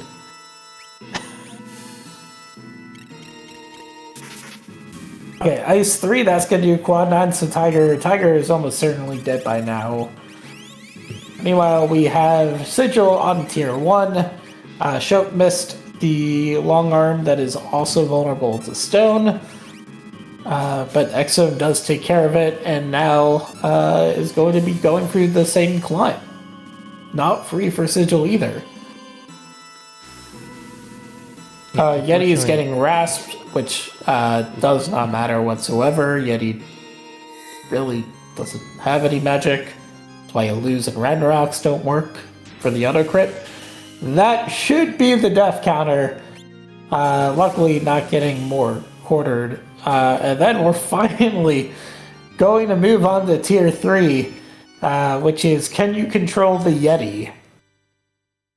So are we gonna see? What is Sleep gonna be nice and put out a Murden to speed this up a bit, or is it gonna be a everyone gets hit by whirlwind type of deal? I feel like it's gonna be one or the other. No in between. But we shall see shortly. No counters, or I mean, no starting attacks, which is good. Yep. And Stunner is not going to quite do it. We can cast Flare that will take care of Girl. Girl will absorb all the elements, so non-elemental attacks only. That could include an Illuse swing, just not the Illuse proc. Girl is dead, and now we got to deal with Sleep. Which, you see the Fenrir? Yep, we're going to see the Fenrir come out. So, anywhere from a little over 10,000 HP left to 0, there is a 30 or a 66% chance that Sleep will counter. 33% Train, 33% Meteor, or 2 Meteors, and then I believe 33% to do nothing. Yeah, Meteor, not Meteor. So there's that Train that's going to inflict nice status effects on everybody. Thankfully, status effects does not matter for Gao. So Gao can just stun her. And now we'll get the Calmness, which is a physical attack. It will instantly KO if hits. And so now we have Gao, who is kind of the only character that can do anything right on this first turn. But I believe we also have a Mega Elixir from Mike. I feel like I remember seeing one being picked up. Yeah, there's one in Phoenix Cave. Yeah. So we're gonna see the Sword Tech come out from Gao. And then probably an eye drop or an echo screen on Edgar, followed by a Mega Elixir after Fallen One. Luckily with Fenrir, the image status does go ahead and persist through the tiers, unlike Golem, which only exists for that single tier. So, you do still have the Invis status. There's that Fallen One. Not even gonna make Elixir. We can't heal up. Oof. Well, we can't. That was a very unfortunate seizure proc. That happened right after the Fallen One. But yeah, we're going to have to make Elixir here. Yep. If we did not have a Mega Elixir, Locke could capture a Mega Elixir from Kefka, but would almost certainly need to unblind. Which... Well, we're going to need another Echo Screen if we're going to do anything. So what we're going to do is we're going to go until Kefka starts countering. Yeti can remain blinded. Honestly, Yeti being blinded is great, except Yeti also can go ahead and body slam. And now that we have that message come out, that's going to be a Gunner charge, so now we're just going to break basically all the shields that we picked up. And we're just going to try to do... we can't murder it anymore, but yeah. Does mean we can't murder him, but breaking a shield is going to be a lot more damage, and we're just trying to make it before Gunner. And honestly, even if we don't make it, even if we do see Gunner, which is kind of unlikely, actually very unlikely, But if we do see it, Galsor Tech 6 behind it is going to kill. But yeah, there's the crack pow. Final Kefka is down for Mike at a time of 1:33:07. So get your should also mention that we do have a few other people running. Nobody was fastest of all the people with a 1:25:28, so congrats to them. Still very nice. Am I great? We are joined by the winner on Restream tonight, Mike34. GG's on a Very nice. rude and tough seed, not really giving you all that many options outside of a couple of magic spells. Mike34. Oh yeah, that was a seed to survive, not to really triumph over. Well, no, I was making this comment throughout the entirety of the race that if anyone had gone to World of Ruin Miranda, they would have found the Ragnaroks and the Illus in the shop. So, you know... What? Well, no, I was making this comment throughout the entirety you know how it is. That if anyone had gone Those are yeah. They would have found the Ragnaroks. Yeah, take us through your thought process on the seed and your thoughts on the Atma series as a whole. I know you've done quite a few of these seeds, basically as a testing dummy, let's put it that way. You and a few other people in the community have been putting some work in doing these seeds. So talk to us about this seed and how you're feeling.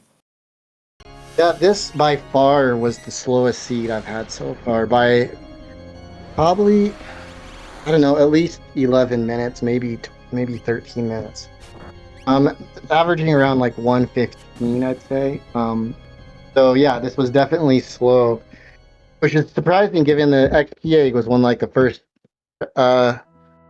treasures that I looted. So I thought, okay, this is with Maj 1, this is going to be the worst case scenario. Sword Tech 6 Gao.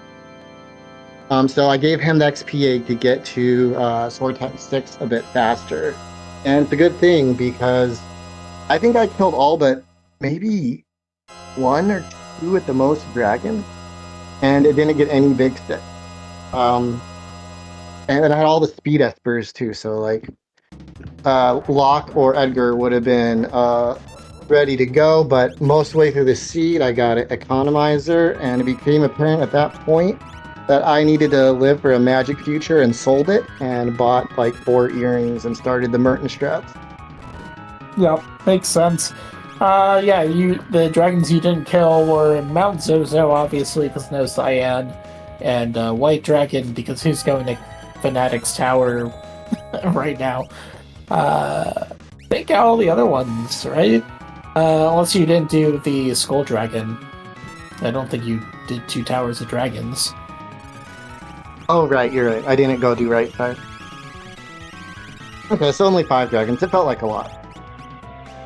Yeah, that's because that is a lot. 5 is a lot, yeah. 4 dragons.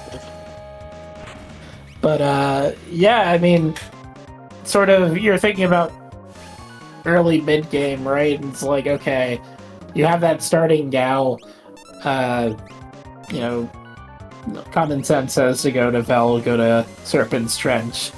Doesn't become a character, you know Yeti is not a character, so you know it's just like, okay, what do you do or wait, no, Serpent's Trench was Locke? It was Locke. Okay, yeah. I'm actually kind of curious about this. So when you got Locke, you decided to skip South Figaro Cave and went directly to Figaro Throne. Was that just because you were just like, I don't feel like doing South Figaro Cave right now, or I'm kind of curious what chose that routing path for you? Yeah, so here was the plan. If Gao's checks are character dead, then I am for and wanting Edgar's check. So I saved Throne for and won it because I figured that was the most likely case scenario, but I saw Locke. Great, I have Locke now. And I'll follow his check for the next character, and now I can just take Throne because I'm gonna fade. I'm gonna fade South Figaro Cave World of Ruin forever. Haha. Come on, Yeti! No, not the Ultima proc. The 1 in 3. Sorry. No, is that Sigil getting Kefka Yeti? Did he live? Yeah, very sad. No, I only had 1200 HP when that Ultima came out with just a single Yeti. Oh my gosh. So close, because that was after the first Ultima. Or was I Gunner behind it? I don't remember. But yeah, no, yeah, that Kefka fight was something for both of you. It was my fault. I didn't respect it, and I should have. Like, I could have done the whole mute and an instant death route, but I had all my offense was AOE, so I thought I just burned through it both times. And I mean, I think I got Doom Tusked like 4 times throughout 2 fights. So Yeah, I got paid for my insolence. The Gao getting hit on tier 1. I know. It's almost I'm just good like that sitting I there, died. like, if you watch this back, I'm just like sitting. I'm just there. I'm just like, there's that spell. Just 1 down and 1 left to where Murdered is. Please use it, Mike. Yeah. Whoops. Yeah, But, and I'm kind of glad I wiped actually because I mean maybe Yeti would have finished the tier 2, but no. that gal was my tier 3 offense plan also. The only other way through was basically because Yeti had a Pearl Lance on, so he was going to be healing girl. And I didn't have much non-elemental. I would have had to been using ethers on Lot and having him Ultima his way just through girl just to get through. And that's not really the dream. Now that I'm thinking about it, though, I could have maybe played to steal off tier 3 and had a big stick at the end if I wanted. Yeah, the Ragnarok is, it's always nice. We know Edgar wouldn't be able to use the ammo weapon, but... Right. That was my actually. When I predicted something bad to happen this seed, it was that I have the XP egg on Edgar and then I get a Atma, and that's my only stick. But that wasn't the bad thing that happened. It's something else. No, it was kind of a lack of literally anything. I'm glad I bought 14 Phoenix Downs to bring Edgar up all feed. Yeah, Edgar did not have a good time. Had a rough time. Yep. I will say I was very worried, although Glue will tell me there was no reason for me to be worried during that Dirt Dragon fight. Because I'm like, I don't know if Mike saved and didn't heal before this. I don't think you had a 10th at that point. I'm like, I don't know if you had saved. And Dirt Dragon, you never know. And I accidentally, or maybe on purpose, jinxed the AoE stone. And that was you, huh? And then showed the world that the Yeti could do it alone. Unfortunately, Yeti cannot do it alone against Kefka, but... Tried. But yeah, I mean, actually, another thing I had a question. Was the immediate Opera House Dragon play after doing Tritalk and Umaru's spot, was that because you were looking for a stick, basically, or was that because... My party just got basically no EXP for the past 3 fights, and I'm now again below scaling even with an egg. That is both those things, and I wanted Sword Tech 6. So I wanted just a few more levels. Okay. Swap the XP egg onto my stick using character that I would get from it. At what point were you thinking of like any possibility of being like, am I about to go into the Coliseum and grind out Minervas for antidotes again? No, I didn't think about that. Although that's a good plan. I really thought I'd either have a stick or I knew I had Merton, so I'd either be stick or Merton offense at that point, assuming dragons drop Shields. something like shield, which they did. Yeah, that was the good thing about it. You did get Merton protection at the end, the Rage Ring helping there as well. So I was sweating selling the Blizzard Orb. Oh, was it a I sold it early, and I was regretting it, but it worked out. Blizzard Orbs only exist to be procced during ice absorbed enemies. We all know that. Oh yeah, it wasn't going to go on the Yeti if anyone else could equip it. Okay. Yeah, that makes sense. Yeah, because it negates fire, for those that do not know. So, another good option for Merlin strats. So how are you feeling about the Atma series, season 1? Yeah, I'm looking forward to it. I'm glad I got this particular seat out of the way. It's a showcase of things that can happen with economizers in the pool and Yetis as best options and the like. But it's going to be fun and competitive. I hope a lot of people sign up. I'm really glad that Glue has put it together. And hopefully we keep it rolling with kind of a premier community event. If you're not signed up, guys, sign up now. Yeah, I mean, you got some. You probably got a couple of matchups you're really looking forward to in the next this first season, don't you? Yeah, quite a few. The Behemoth is going to be a really fun group. Yeah, looking forward to it. Seeing more league action in Worlds Collide. It's gonna be really fun to watch the few of those tiers for sure. So we'll see how the groups shake up, because I think the only guaranteed group is the top group, which is essentially the Mega Elixir group from Ultras League. The rest of it, I believe, the Behemoth group is split into 3. I don't remember. That's how it should be. Yep. 2. Oh wow. We have gotten confirmation from behind the scenes that it is 2. You can also read about the rules and information through that link that is, again, pinned in chat or currently in chat as well. But I can't read, so I'm glad Glue is able to correct me. But yeah, you have until June 13th to sign up. So get those sign-ups in, and hopefully we'll have a good premiere season of the Atma series.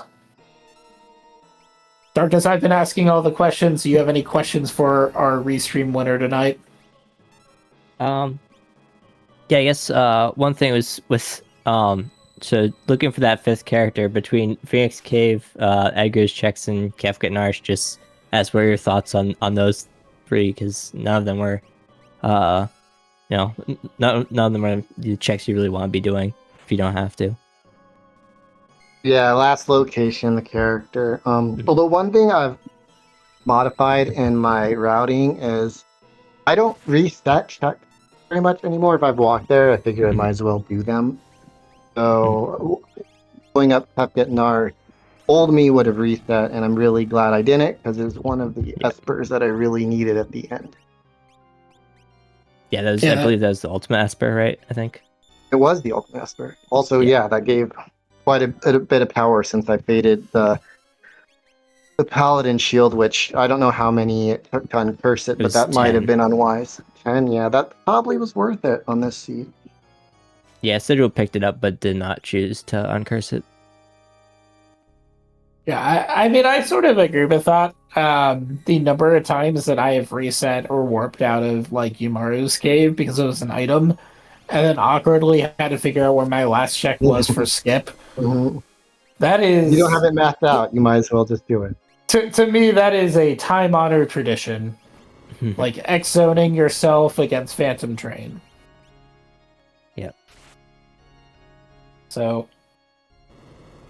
yeah, I mean, I want to thank you certainly for allowing us to restream you during this race. I don't think I have any further questions for you. I'm looking forward to seeing, again, the Atma series rolling up and how you and everyone else does. So best of luck in the Atma series. I'm going to let you go if Darkness doesn't have any more questions for you. If you have any final thoughts about the seed or anything coming up, not only just to Worlds Collide, feel free to let us know. I just want to thank you guys for doing Comms, Darkness, and Fiery. Great talking to you. Thank Glue, as always, for everything he's doing, and I believe he's tracking and restreaming maybe tonight, so double duty there. And Thanks to my opponent, Sigil. Sorry, this was a tough one. We felt the pain together tonight. Thanks, guys. Thank you. So All I right. will have you know, I went to Miranda. I booted up the seed, went to Miranda. There were ice rods in World of Balance, Miranda, and thunder rods in World of Ruin, Miranda. Which I mean, it's something, but sadly no mythical No luminous. lose. Yeah. But I mean, look, for a good portion of the seed, that may have been your best offense. Yeah. It's definitely something. Yeah. All right, we got final Kefka round 2 on Sigil's side. Not doing the Phoenix Cave means no Mega Elixir, but does have that Cure 3. So assuming that Edgar is not muted, which I imagine is not, is going to be able to heal out of this. And we are going to see. Hopefully, this one should go better. We have the image up. And we're just going to go spam the Fire 3 Elementals and see what happens. Hopefully, Yumaro is not body slamming at this point. Correction, Yumaro is going to throw instead and get counters, but thankfully, not a hyperdrive. So once Kefka gets into that counter phase, it's basically every attack we're going to see a hyperdrive, a physical attack, or possibly one or two other actions. But we do see that hyperdrive coming out, killing the Yeti, aka the Goat. And now we have the Gunner charge here. I do want to note that we did see Gunner come out last time on Sigil's side, and it did not end well. There was a lot of damage being taken, so you need to be a little bit careful here if you haven't been counting your damage to ensure this Gunner isn't coming out. And thankfully for Sigil, did do enough damage, did do the 62,000, especially with a couple of those counters coming out. So get your GGs out for Sigil, finishing with a time of 1 hour, 50 minutes, and 9 seconds. Again, in a really rough seed. So definitely really good GGs finishing that one out. That seed. Sigil, how was that seed? I don't know what the default speed is normally set to. 6. The answer is 6. In Worlds Collide, or in Final Fantasy VI, battle speed only affects your enemies, so you want it as low as possible. Now that I'm thinking about it, you set it to 3, didn't you? No. Oh. It started at 3 for me. Ah. Oh. Interesting. Well, that seems problematic. Unless it always starts at 3? No, it should always be starting at 6. Yeah. That's, I think, the new update. You can change the settings for that stuff in World's website. So I think that's just a bug with that will hopefully be fixed pretty shortly. Well, that's something for everyone to keep an eye out for, because I probably wouldn't notice that. Yeah, because I was just like, wait, that doesn't look right, but I'm not sure. Too late to pull up a normal seed now. Yeah, message speed is normally at 1 and battle speed's at 6. Yeah. So, good. I mean, good for everyone in chat or watching this later to recognize that may be something they want to check before starting the seed, because, well, a boss at battle speed 3 versus battle speed 6 is quite a bit different. So, Final Kefka. well, Final Kefka is its own thing. No, it moved quicker than I realized. And that one got in her face when I wiped. Yeah, and then you had a 1/3 chance for the Ultima, so of course it came out. We were rooting for the Yeti. Yes. We were really rooting for the Yeti. And, I mean, both you and Mike, at one point during the Kefka climb, had just a Yeti standing. Yeah. So, you know, neither of you made it on the attempt where it was just a Yeti, but there was a moment in time where it was just solo Yeti for both of you. But taking a step back, beyond just the rudeness of the seed that decided that offense was clearly not something that was going to happen outside of maybe a couple magic or sword tech. Tell me your other thoughts about this seed, or sort of like your beginning routing when you see an Edgar, Gao, Umaru start. I checked the Yeti spot to see if a character was there, so I know if I should go there or not early on. And I was hoping for like half-off rods, some sort of stick that Edgar could use early on. I don't understand. No big sticks whatsoever this seed. Oh, it's similar to Doom Seed, honestly. That's what I've been told. That's what I experience. But yeah, no, that seed did not did not favor anything hitting anything with a stick. No. Shout outs to the Yeti and Edgar for carrying for like most of the seed. Gao was functional with sword tech. That's good. Gao was like barely functional to the end. I mean, just need a little bit. I do have a very important question to ask you, Sigil. Why did you choose World of Ruin basement instead of World of Balance basement? Because it was a choice that had massive implications. No, wait. Both Mike, and Sigil both looted the basement, and well, the basement doesn't Sigil did it's about the Ruin. one barrel. Yes, the one barrel that's not in the basement, but you have to go through the house to get to. If you did in World of Balance instead of a soft, which is what you got, you would have gotten an EXP egg for your troubles. So yeah. Oh joy. Yeah, no, normally with the egg start, I do World of Ruin basement. Mm-hmm. I just do the outside. Mm-hmm. And World of Balance. Yeah. Because that one barrel is always very pesky and unfortunate. That experience egg would have been nice for the Yeti. Yeah. You know, to be honest, like levels are great, but that scene does this. The EXP egg was used to boost Gao's magic to get Sword Tech 6 online faster. Yeah, there was no stick in the entire seed that would have made a difference in terms of squaring your damage output. Yeah. It was like, oh boy, there's an egg. We're like, oh, this may be huge. And then really nothing took real advantage of it. No, I still would have put on the Yeti. Just for a restreamer tonight. You know, probably the second best option in the seed. Yeah. The only reason why it's not the best option is because there was a mag power Esper early on with the Sword Tech Gao. Yeah. That's the only reason. Any other thoughts on this seed? And I was sad that Terra could not use the fixed dice. It was just Sabin. Yes, just Sabin. Don't even have Dragoon boots.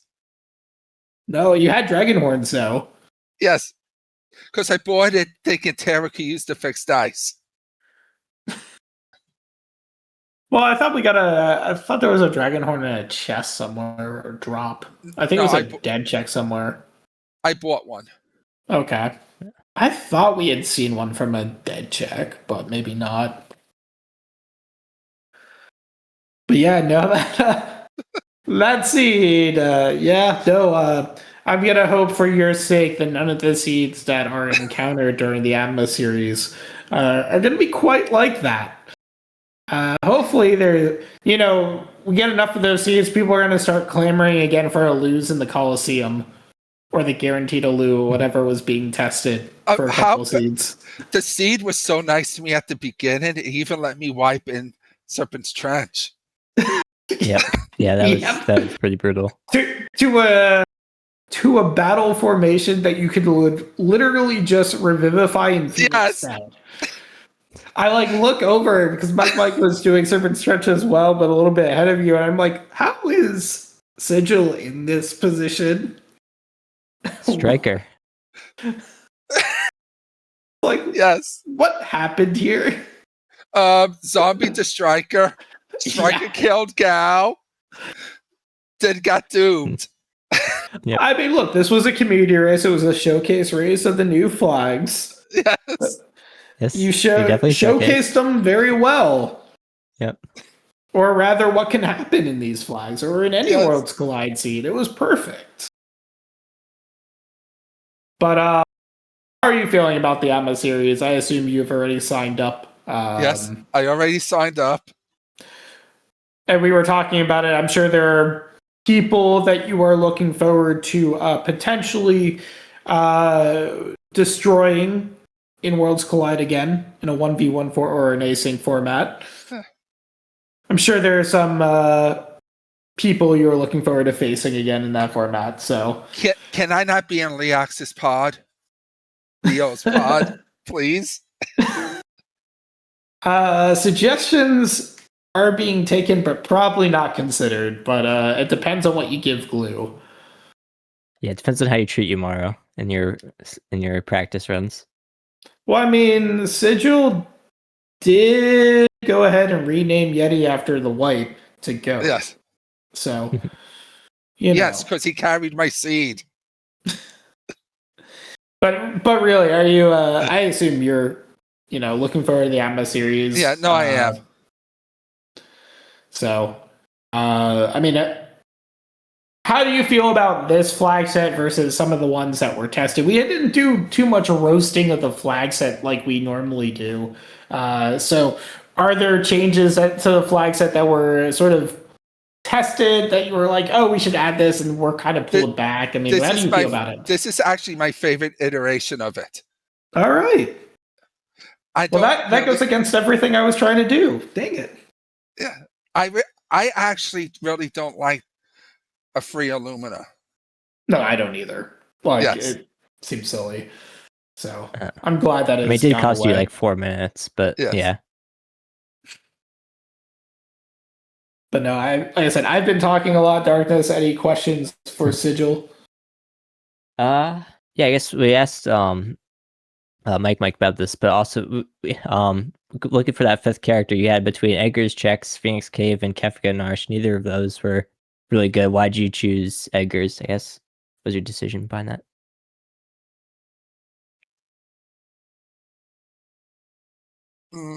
I want the levels. Mhm. It had a dragon. Mhm. And at that time, Makes I still sense. only had 4 people. So I didn't want to do Phoenix Cave if I'm going for a dragon. Yeah, I guess And- also and with Kefka and Nosh, if it's nothing, I wasted pretty much half a trip to Ancient Castle. yeah, that makes sense. Yep. We'll be sad to find out that it was an Esper with Ultima, which would have been nice. But I mean, even then, it would have been. I don't know if it would have been too late for that, but it definitely would have helped a little bit, I think. But No, yeah, in terms at that time, it would have helped a lot. yeah, Because I could have just took the Appa Dragon at that point with the equipped and switch it off and put it back on for Ancient Castle's Dragon. yeah, true. And I already had the economizer.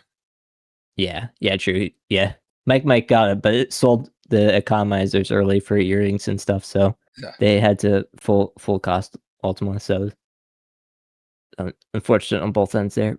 But so also in terms of checks, you went from having not many good options to having like a billion good options, getting Sabin and Terra in quick succession. What was your decision making there with so many options to choose from? After again Terra, I wanted to get more chests just in case I found a good weapon. Because at that time it was still pretty much the Edgar and Yumaro show for me. Then after that was dead, I decided to go for skip. I would go for skip. Because even if I got unlocked early, I felt like I would need to double run the tower.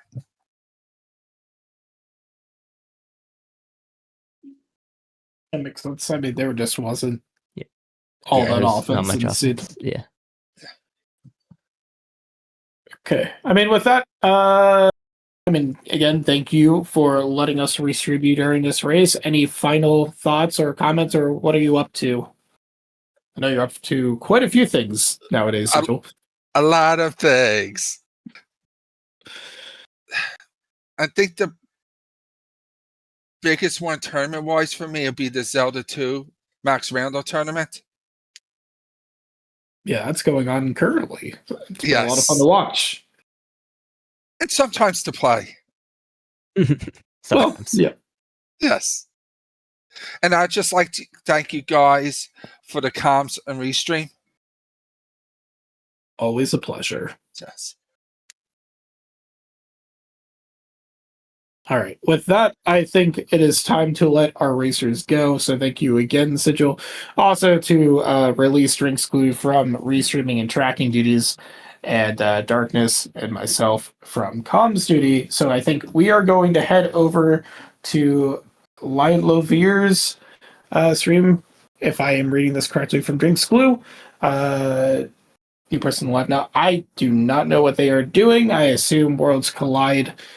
So go give them support, and we will be back with more Atma series in just a couple weeks. So remember, signups last until June 13th. Make sure to sign up on the Worlds Collide website, and we will see you then. It's going to be a lot of fun.